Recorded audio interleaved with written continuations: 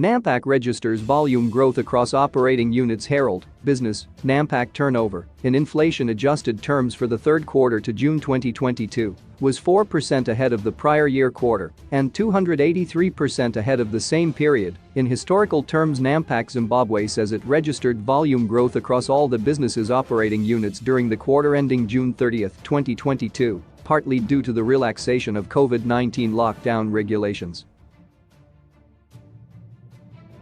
The company said despite the volume growth, the availability of foreign currency remained critical, as delays in settling allocations through the auction system were more apparent in the quarter, where about $2 million already allocated is still outstanding.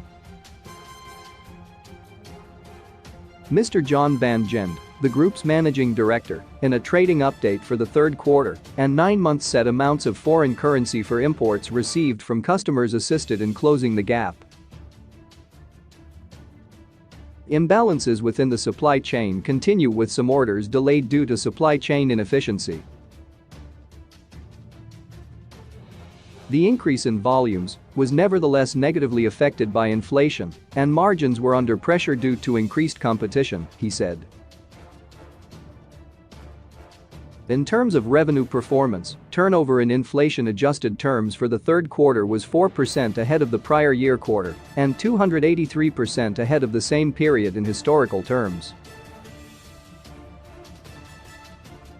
Mr. Van Gend said the cumulative revenue, in inflation-adjusted terms for the 9-month period, was 18% ahead of the same prior year period and 178% above the same period in historical terms.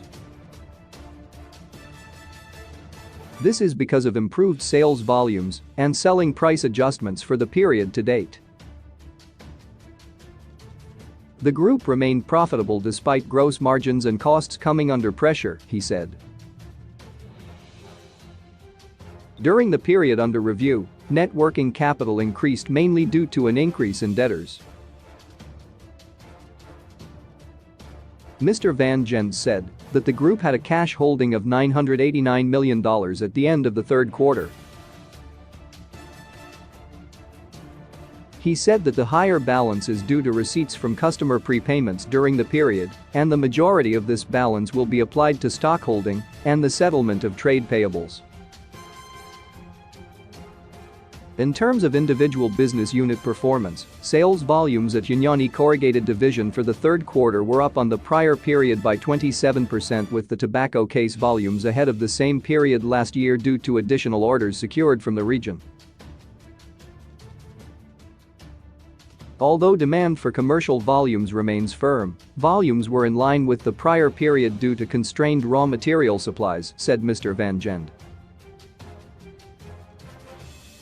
He said cartons, labels and sacks business sales volumes for the third quarter were down on prior year by 35% as demand for SO bags slowed down. Mr. Van Gend added that tobacco wrap deliveries were completed earlier compared to prior year, and this contributed to the drop in volumes. Essential machine upgrades were completed on the bulk bags section at the beginning of the quarter, and this is expected to result in improved production volumes in this section going forward, said Mr. Van Gend. In the plastics and metals segment, at Mega Pack, the third quarter sales volumes grew by 12% compared to the prior period, with increased demand in the preforms market and large injection molding being the major contributors, although closures were down compared to prior year. The improved volumes were driven by the beverage manufacturers in particular. Exports into the Democratic Republic of Congo were lower, although there is some indication of recovery in volumes, said Mr. Van Gend. At Carno Metalbox, sales volumes in the third quarter were 8% above the same period last year, while metal volumes were up 78%, with food can and crowns leading the recovery. In the plastics, performance was mixed, with higher closure volumes, 17% ahead of the previous year, but offset by reduced HDPE, high-density polyethylene, bottle volumes that were 20% below the prior period. During the 9-month period, The group's capital expenditure amounted to $451.2 million, relating mainly to projects started in the prior year. Spare's capital is in line with IFRS requirements. Mr. Van Gent said various projects are under active consideration and may be pursued, subject to availability of foreign currency. A large injection mold machine was damaged in transit by the transporter, and its replacement is not expected to arrive before the financial year end, he said. On forestry, Mr. Van Gent said agricultural and horticultural development of the Maganga estate near Machiki is well underway and is in line with the government's National Development Strategy 1, following its issue of a lease over the property. He said the company has a strong order book which is full, and demand continues to accelerate, with the main problem being inability to source sufficient foreign currency for the importation of raw materials.